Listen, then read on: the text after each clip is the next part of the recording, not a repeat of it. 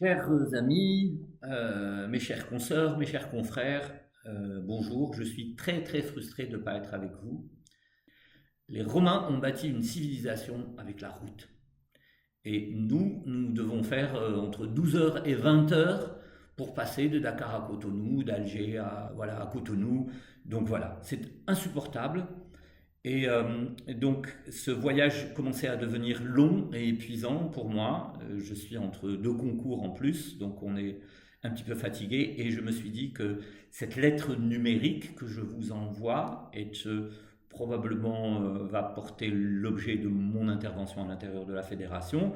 Et puis j'avais demandé aussi à notre président Fodé Diop si c'était possible, si les moyens techniques le permettaient, que je puisse participer à l'Assemblée générale via une visioconférence.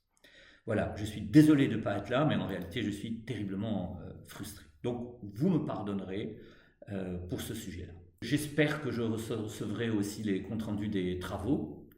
Et au cas où on n'arrive pas à faire cette connexion, eh bien, il y a cette vidéo qui va un petit peu faire une partie du travail. Il y a quelques mois, j'avais envoyé dans le groupe une espèce de réflexion, une espèce de lettre qui avait pour but de faire évoluer la fédération.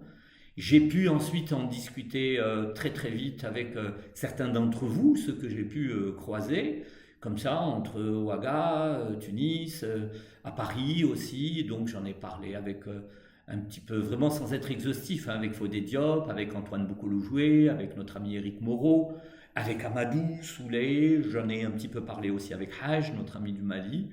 Et puis en résumé, la question que nous nous posons réellement, c'est l'utilité finale de la fédération, au sens où on part du principe que les organisations ne doivent pas se gêner, on ne doit pas faire le boulot de l'Union africaine des architectes, ni celle des syndicats, ni celui.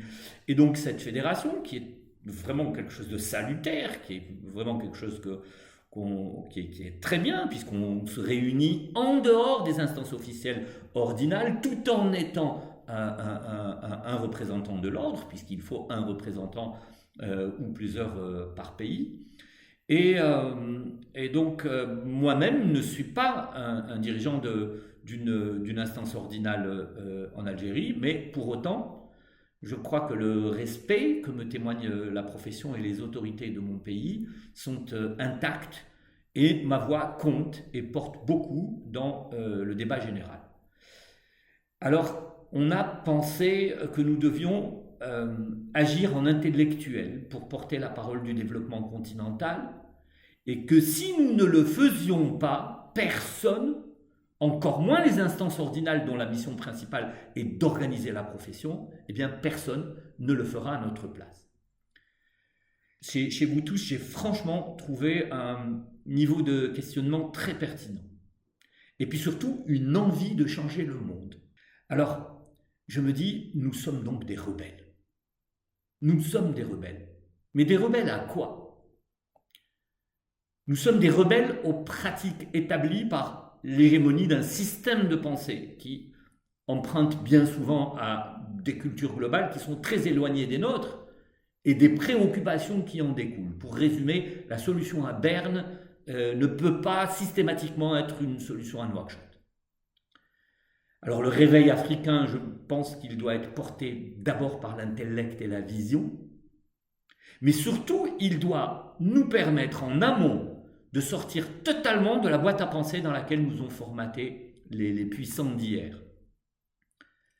Je n'essaie pas de faire la révolution, et c'est pas ça le sujet. Hein.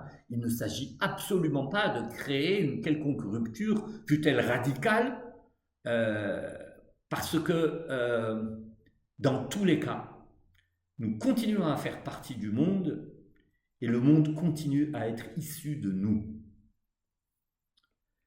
Donc dans ce texte que nous avons partagé il y a quelques mois,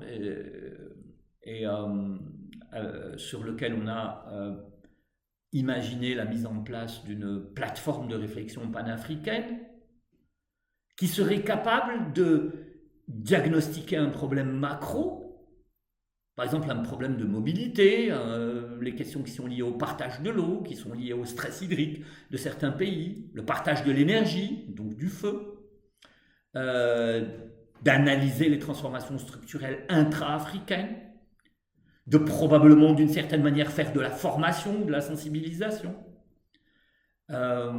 qui serait capable de mettre en place des process de fabrication de villes africaines en fonction de leur contexte, de faire de la programmation sur les grands cahiers de charges des grands projets, parce que je trouve que la programmation est encore une espèce de copie-paste ou de copier-coller de choses qui nous viennent d'ailleurs, auxquelles on ne comprend pas peut-être les origines ou les principes. Mais nous pourrions faire de la programmation très adaptée sur les grands projets, et pourquoi pas associer nos compétences et nos visions sur des grands projets que peuvent être des aéroports, des aérovilles, des villes-ports, s'intéresser à la gestion de l'habitat précaire, qui est en train d'augmenter en Afrique, du fait que nous n'avons pas encore établi de modèle ou de solution à tous les mouvements de population qu'il va falloir un jour ou l'autre sédentariser.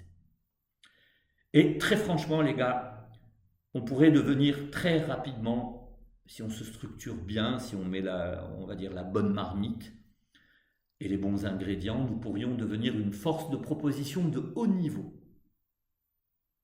De proposition vis-à-vis de nos gouvernements. Mais une force soudée, décomplexée, active et porteuse de solutions.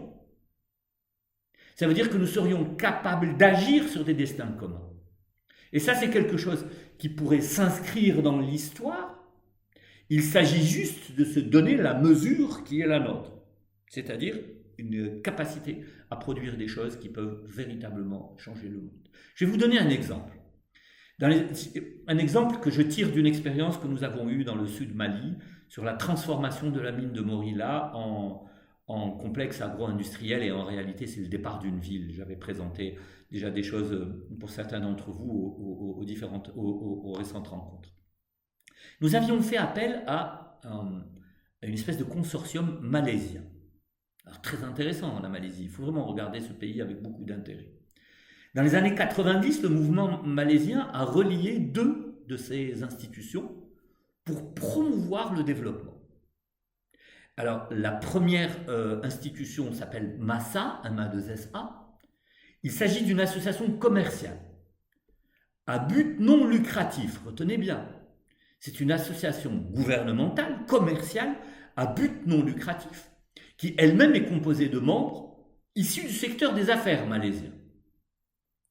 Son principal objectif était de promouvoir le commerce et l'investissement dans les pays en développement sud-sud. La seconde compagnie s'appelle Mascorp. C'est une des plus grandes entreprises malaisiennes qui fournit des services de conseil en gestion de projet, d'ingénierie, de construction, pour les secteurs de l'énergie, de l'eau, de l'environnement, de la construction, etc. Aujourd'hui, Mascorp dirige le patronat malaisien. Donc Massa est public, Mascorp est privé. Le rôle de Massa est de faire la promotion à l'étranger de Mascorp et de tout le tissu d'entreprises malaisiennes qu'elle draine derrière elle, puisqu'elle est au sommet du patronat malaisien. L'association des deux constitue une force unique pour l'export du savoir-faire malaisien. La fédération qui nous réunit, à laquelle il faudra peut-être à un moment ou à un autre, si on est d'accord, lui modifier peut-être le nom et peut-être faire évoluer la vocation, elle pourrait s'inscrire dans ce registre et devenir une plateforme qui promeut le savoir continental et qui offre des territoires d'action à l'entreprise africaine. Voilà, tout ça n'était pas prévu par l'histoire récente,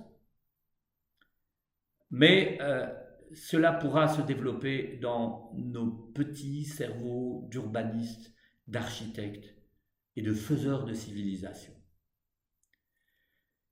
Mes amis, si l'idée excite vos neurones, je propose que nous créions un premier groupe de réflexion et d'action même si on est à distance, on se revoit régulièrement, on produit, on écrit.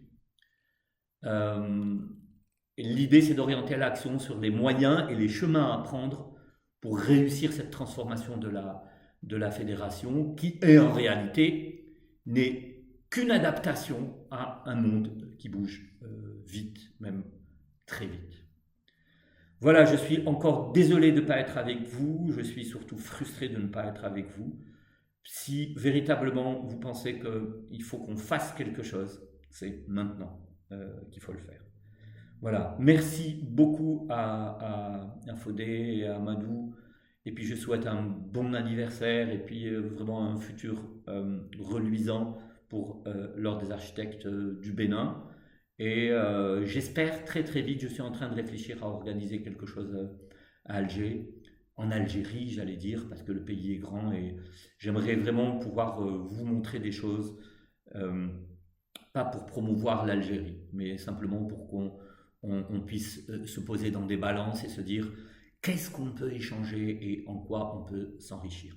J'attends d'apprendre beaucoup de vous. Je vous souhaite une très bonne assemblée générale, une très belle rencontre et puis j'espère à très bientôt. Je vous embrasse tous très très amicalement et très fraternellement. Merci beaucoup de votre écoute et puis à très bientôt les gars. Merci.